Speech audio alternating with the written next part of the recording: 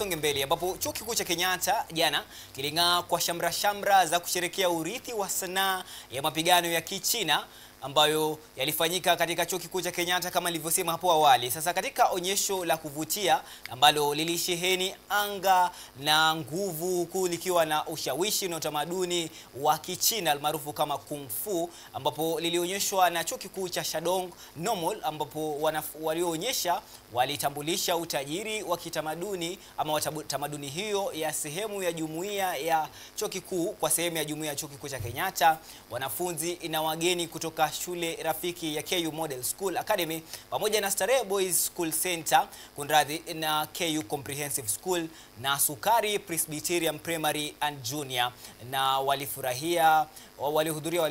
tamasha la kipekee la kitamaduni, huku tukio hili likiwa basi limeheshimisha urithishaji wa halisi wa mila ya sanaa ya mapigano likivuka vizazi na mabara kwa onyesho moja lenye nguvu na mshikamano.